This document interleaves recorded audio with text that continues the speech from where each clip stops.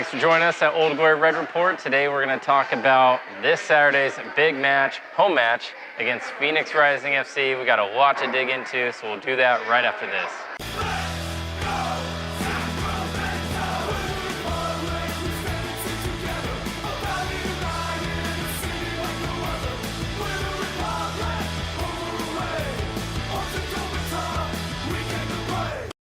Thanks for joining us at the Old Glory Red Report, a supporters channel by the supporters, for the supporters. Just gonna jump in real quick.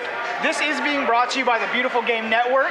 Ruffneck Scarves, they are custom scarves, so you can go over and check them out. We'll put the link in the description below. Also, Golden Goal Press is also a sponsor of this video, so go ahead and check them out. That link will be below as well.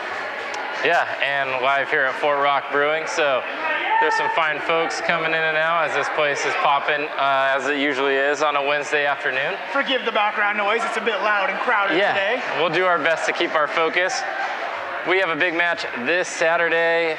I'll be honest, it was a match that it was one that I circled when we got the schedule and before the season started. Phoenix Rising, we knew that they were a force last year. We knew that's a notable team coming in, one of the favorites in the Western Conference coming into the season. So I've been ready for this match for a few months now. Are you excited about this game or what? I am. I think it's still going to be one of the bigger matches. Phoenix hasn't done as well as we thought they would. I know, especially at the start of the season, we thought they'd be much higher. And honestly, I know a lot of people thought they were going to be the kings of the Western Conference this season. And they haven't been. They've had poor results. They've had a lot of draws, a loss, and they've just barely registered a couple wins. So maybe it's not as big a game as I originally thought it was going to be, but I still think it's a big one for this. Yeah, absolutely. And they haven't had the results that they've wanted, but they've only lost one game, and they've seemed to have figured out maybe some of their early season woes. Before we jump into it, though, let's talk about the friendly match that our boys played this last Saturday. Unfortunately, I was not able to go. I know you were there, and obviously a lot of the tremendous supporters of the club made it out to the game. Yeah, absolutely. My initial thoughts, as somebody just following the game from the outside, 1-0, not the result I was looking for. I thought it would be a game where a few guys would get on the score sheet, maybe a guy like Banda, Blackwood, some guys that gain some confidence. Yes, not against a USL team, but still a game against another team, not the players you play in practice. So what was your thoughts after you've had a couple days to digest this? Well, I mean, it's always fun to go out to these friendlies. Stanford, kudos to them. They came out and they played a very well played game. I thought we would see more of the academy players. I thought we'd see Quincy Butler. I thought we'd see Hadiguin. I thought we'd see some of those guys get some minutes here. We didn't, and that was a little bit surprising for me. But overall, disappointing still. Like you said, that 1-0 result against the Stanford team that we should be beating pretty comfortably, even if we did bring on some of those like Hadiguins, Quincy Butler, some of the guys that aren't getting minutes. We should have had a more comfortable result, and it wasn't. It's the same issues, too, we've been seeing all season. We couldn't put the ball in the back of the net. If the goalkeeper would have took a 10-minute break on the sideline, they still couldn't have got it in the back of the net. And it was just that bad. And it's the epitome of everything we've seen so far this season, of the final third just not being enough. Good build-up, good play, good possession, good moving forward, and then you get to that final third and just absolutely nothing. Yeah, and against Portland, I thought we played well, obviously before the red card drama and all that, but something that was notable that stuck out was 2 shots on target in that game. Yeah. So you're talking about the struggles. Were the shots there, or was it the actual just in the attacking third not creating enough chances? What did you see out there? Yeah, no, the shots weren't there. We were getting down to the final third. We were not putting balls in. We were just not putting good shots on target. Horde did get the goal late on in the second half, I believe it was, and it was a good little pass of play. We got him looked like a nice finish. Yeah, we got him on a counterattack. Horde goes across the keeper, puts it in. I mean, it's a good play overall, but that was the one highlight of a game against Stanford that we definitely should have been dominating way more. And this is a chance for our guys to prove they can do it more up front. And we saw Bonamo, Blackwood. We saw Iwasa even not doing so well. We need our front line to be doing so much better in these games, and this was a chance to get that spark flying, and it just did not happen. Right, and Bijev notably went out injured in the game. He started on early, went out real quick. I mean, not even 5 minutes in the game. It looked like it was maybe a calf thigh kind of problem. It was definitely a leg issue. He was over on the sidelines getting some massage work done. He was standing, walking on it later on the sideline, so it doesn't look like it's something that's going to probably keep him out, but not a good sign. Yeah, unfortunate too, because he did get that red card rescinded by the USL, so he would be available to play this game if the health is there. But with this issue, maybe he doesn't play. He's already had some issues early on in the season with injuries, so. And he's had his struggles all around. Yeah, let's be honest. He was a decent player for us last year. Mm-hmm. Last year we called him the workhorse. Last year we gave him credit for, creating chances, making plays happen, holding the ball up. We have not seen that Bijev this season, and it's been disappointing. When we get to the predicted starting 11s later, he's not in mine, and I'll give my reasons for that. Yeah, he won't be in mine either, just because the poor form, and if he is dealing with one or two different muscle injuries, I mean, it just seems like this is a time before we get into a heavy couple weeks here. We're having 4 games in 2 weeks after this Saturday's game.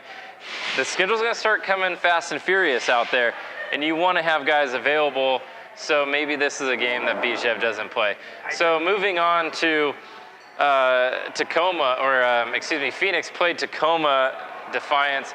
They got to play the poor Tacoma Defiance, not the Sounders 2 that the Republic lost to. They played the kids that probably should more be in League One than in the USL, honestly. And they won 4. USL, but USL League One, not Championship. Just to be clear.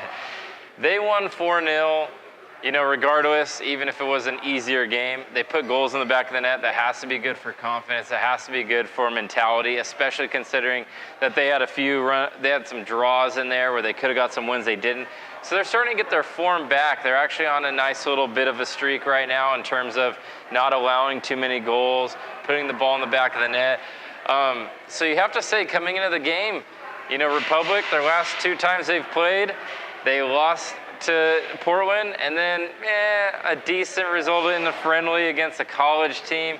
But you got to like Phoenix's form. I'm going to still call that a disappointment, because that should have been a 2-3 easy victory for the Republic, and that should have got the spark. That should have been our Tacoma.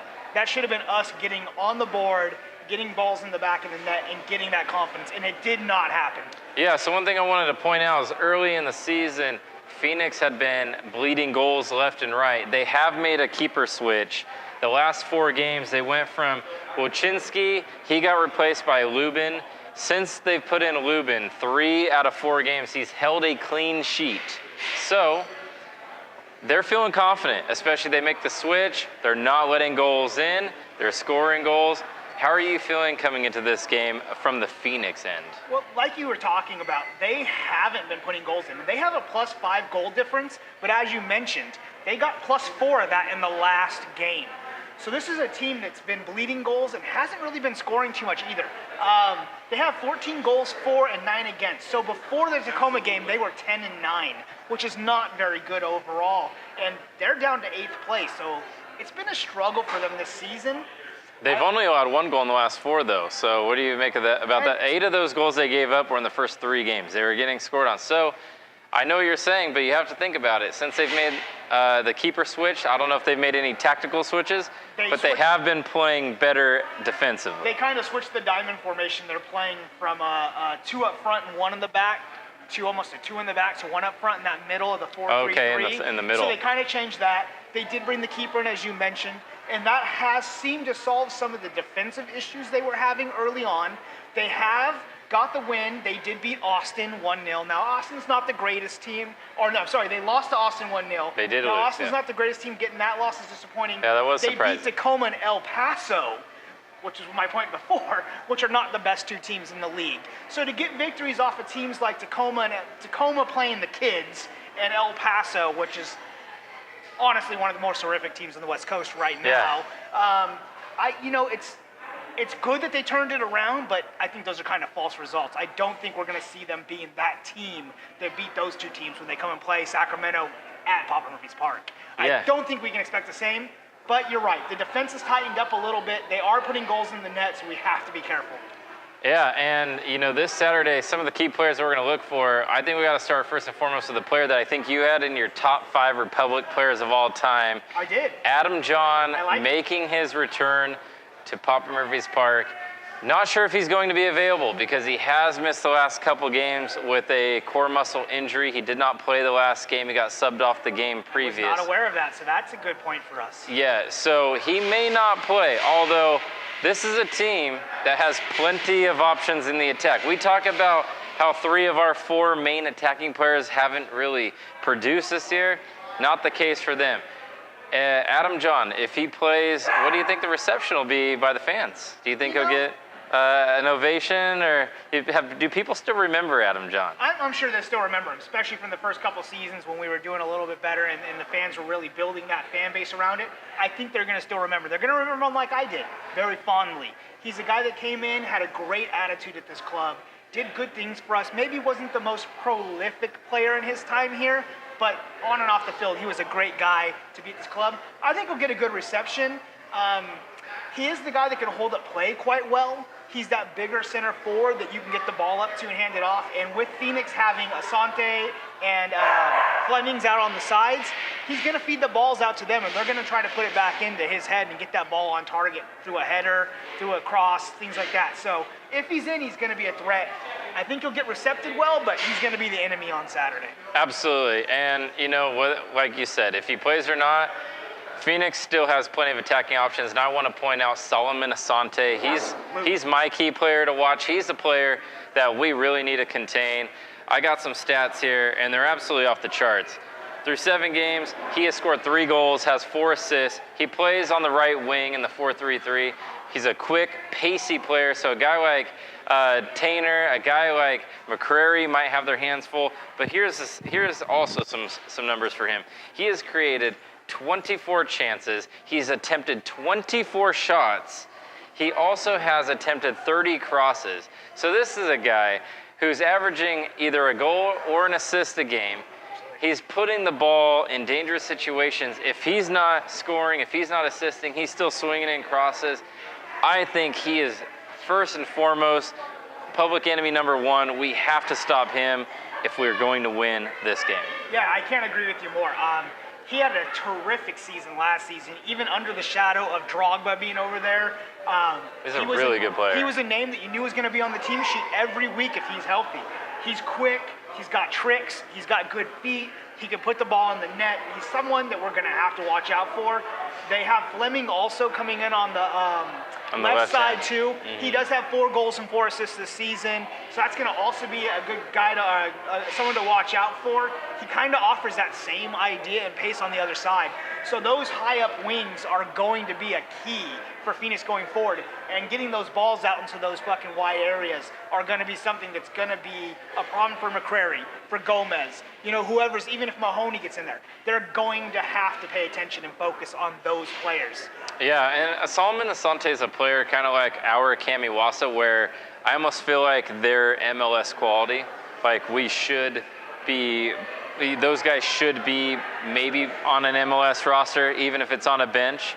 They're just really, really good players in the USL. Another player that I really think we should focus on is their center back, AJ Cochran. This guy has 2 assists on the season, but he does everything for them. 14 interceptions on the year, 4 blocks, and he's attempted and completed the most passes on the team. Very good with the ball, can play it out the back, much like our center backs, Mitchell Tainer, Declan Kynan. Yeah. So AJ Cochran, very strong in the air. He's their center back. Another player to look for him. Also, he can go up on free kicks. Got to keep an eye on him. Switching back to our team. We're tied right now for the 5th place spot with Phoenix, a few other teams as well, but we do have that game in hand. Yeah, which is crucial for us right this minute. How crucial is this game in terms of solidifying our status as one of the top 4 or 5 teams in the Western Conference, even though it's early in the season? That's what I was going to say. It's early in the season. It is very crucial. I don't want to take away from that, especially getting a win again at home against Phoenix. This is something that we need to pick up 3 points, because when we go against them in Arizona, it might not be the same result. So this is definitely where we want to pick up 3 points. but it's still early in the season. I don't want to put too much pressure on the guys on this one, but 3 points would be awesome towards, clinching that home playoff spot later on in the season. Yeah, absolutely. And I think for a key for me, and not just, there are a lot of things that need to be done, but since Phoenix is coming in, scoring some goals, they're feeling good right now, I think it's important that Republic start the game strong early on. I just think it's one of those games where you don't want to fall behind to a team like this that has the speed, the pace, and the firepower like this, because if you fall behind, you start pushing up, you start taking chances, and you can be exposed on the other end. So with that being said, I guess let's talk about what we think the starting 11 may look like. Yeah, I just want to add one thing to what you said before. I think that if we let them score early, we have a good defensive formation at home. So if we hold out and we control the game, which we have this season been much better at the start of games and pressing longer and more, but if we hold this game, it's going to be hard at Papa-Murphy's Park. But if we let them get a goal or two, like you said, it's going to be a struggle from there. But yeah, moving on to my starting 11, I'll just run through mine real quick if that's good. Go ahead. Cohen, I think we both can agree, is going to get the start. Pencil him in. One thing I do want to mention, at the Stanford game, we had another keeper come out that wasn't Diaz or Cohen. Not sure who he was. I didn't see him on the lineup. So if you know who is he an academy player by chance? Maybe he's an academy player. If you know who he was, put it in the comments below. Would love to know. Didn't see his name, didn't catch it. So yeah, let us know. For my back line, Gomez is always one of the first names on the team sheet. Terrific defender for us. Kynan, Tainter, and McCrary are going to top that out. I think they've been terrific in the back. Why change a good thing? I think they're our most solid back line as of right now. For me, in the middle, it's going to be a 4-2-3-1, which is going to see Sari and Skundrich play that middle defensive role like we've seen them play before. Sari was terrific at the Stanford game. He's been all season, too. And he's been terrific, so those guys are definitely going to start. Now, here's where things change for me from what we've been doing. I'm going to go with Horde, Iwasa, and Warner as our middle three. And I think that middle three has way more creativity in it and way more crossing ability in some pace too than having Blackwood in there like we've seen before, or even Bijev, who's not been on top of his game. So I think that front three, or that middle three, offers us much better options and creativity moving forward. And then I would like to see Blackwood up top. I was a big component of Bonomo from early on, but he has not proven to do what I thought he would do. And I think it's time to give somebody else a chance up there. And since I like to see Iwasa in that center mid position, attacking center mid position more, I'm going to put Blackwood up top. Yeah, that's an interesting name on the sheet. I would like to see what can happen with that lineup, because Blackwood, like we talked about, he was superb last year for Swope Park as the central striker. Yeah, and he played that role very, very well for them. Yeah, and I don't think that his talent may be utilized as a winger in our formation. So I'm going to go off of yours. I think exactly the same when it comes to keeper and the back four. In fact, I think Sari and Skundrich will also be the two in the middle. Those are pretty solid. I think a lot of people can agree on those as our key back line. I also think that we are going to have that three across the midfield as well. Look at me and Mark agreeing on something. Oh man, you won't see this very often. But I do think that Elliott will stick with Bonomo instead of Blackwood. But I think we'll see Blackwood come on for Bonomo if Blackwood doesn't start over Horde. I think Warner starts for sure. I think Iwasa obviously is going to start. For me, is it Horde or Blackwood, and then is it Bonomo or Blackwood? Well, and Blackwood could come and slot into either one of those positions later on, or vice versa. You could start Blackwood in any one of those positions and slot one of the other guys in later on in that position. So. Yeah. So let's get into keys of the match. I'll go first. I think it's the attack. I think that we have to be more dynamic. We have to have a little bit of diversity in the attack. It can't just be going back, swinging the ball side to side and trying to hit that crossing ball and then maybe getting a cross in. I think we need to be a little bit more decisive in the attacking third, looking for those cutting passes. A guy like Iwasa, Bonomo, Blackwood, I need to see runs coming towards the ball, being able to turn and run on goal, or runs off the center back shoulder in behind. I just want to see a little bit more bite from this offense. That's my first key and biggest key What's one of your keys for this game? My key is the inconsistency of both teams putting the ball in the net this season. And like you talked about a little bit earlier, Phoenix has got the better of us on this by being able to do that in the last few games. Now, we did have Iwasa's hat trick early on where we have put up some bigger numbers, but generally we haven't, and neither has Phoenix. So I think it's going to come down on this one to what team's front line can click better earlier. Because like you said, whoever gets those first couple goals, that first goal and that second goal, that's going to be crucial to what this game comes out to be. It's going to pretty much dominate the game from there, in my opinion. So the inconsistency of both teams up front and what team can take advantage of dominating more in that. Yeah, and coming into this game, both teams defensively have looked strong, and especially Phoenix has looked stronger over the last few weeks. So I think that set pieces are going to be important because we have been tremendously poor on set pieces. Crosses from corner kicks. I don't think we've scored or even had a dangerous attempt. I don't even think we've really had any fouls near the box where we've had too many attempts to put a ball in the frame. So I think set pieces offensively and defensively, because they do have tall players. They do have athletic players. A guy like Cochran, their center back, he could get forward too. Set pieces might be a determining factor in a game with two strong defenses. Yeah, and absolutely. And we've talked about, me at least, have talked about it this season where, we have Kynan, we have Tainter, we have Bonomo, we have these guys that have body and have height. And we should be taking better advantage of these set pieces. And we haven't. We just haven't been good enough on them. So yeah, that'll definitely be another key to what team can take more advantage of those set piece plays is going to be the winner. Absolutely. And then those are my two keys, to be honest with you. Do you have another one? I have a couple more points that I want to make on the keys. For me, it's going to be the movement off the ball for us. If we can get guys making the right moves off the ball, we're a little too stagnant, we're a little too stale up front, we're not getting those guys making interchanging plays, moving and causing confusion in the back line. And we need to see more of that. For me, for the Republic, that'll be a key. Confuse Phoenix's back line. Make things happen. Also, let's not rely on Iwasa so much. We have Iwasa with like 5 goals on the season, and then we have 1-1-1-1-1. We need some of these other guys to step up. And it's whether those guys can step up. Bonomo, Warner, Blackwood. These guys need to make contributions going forward more than just creating chances. So that's going to be another key for me, getting those guys in it. Absolutely. All right, so let's jump into it. Your score prediction. I am generally the happy-go-lucky. I'm going to say we're going to win every game, but today I just can't do it. 1-1. Neither team's going to be that great at scoring. The back lines are going to be the talk of the thing. Both back lines are going to hold out. 1 goal apiece. We're going to share a point here. Would you be disappointed in that result? I would. Yeah, I think we have to beat Phoenix today.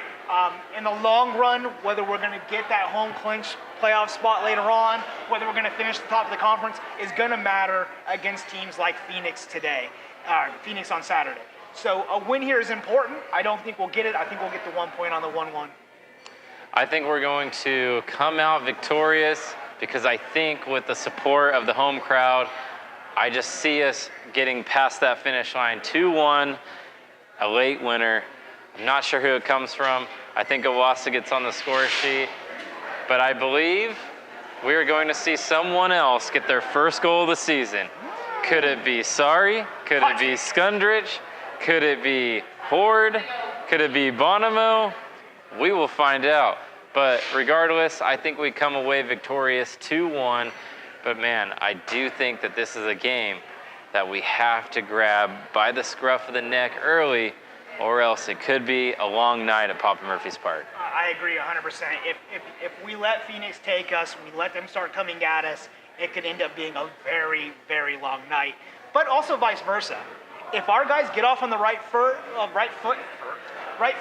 or left foot if you're left-footed like me. And we start attacking and we get on there, we can also do the same thing to Phoenix, where we can push them back and we can control and dominate the game. So it's going to be a lot of that about who gets going to who first. So. All right, so let's talk about it. Tailgating on Saturday. It seems like it's been forever since we've last played a game. I don't know why, but I've been itching for the next one, since we got a win in our last one. So Man, we'll be out there. Will you guys be out there? Let us know in the comments. Also, let us know your score predictions. We need to know what you think. We need to talk about who you think will be a player that'll step up in this game. And of course, if you'll be hanging out with us on Saturday. Yeah, absolutely. If you do see us out there, always come talk to us. We would love to have a conversation with you. Whether it's on or off camera, that's your choice. We can always record it or we can not. But we always like to hear from you guys. Also put your comments down below. We do love to hear from you. Score predictions, starting lineups, all that kind of fun stuff. Do enjoy it. Thank you for watching these videos. You can always check us out on Facebook at Old Glory Red Report, Twitter and Instagram at Old Glory Red, and if you're watching this on YouTube, of course you're already here, like it, thumbs up, subscribe, and share this as well.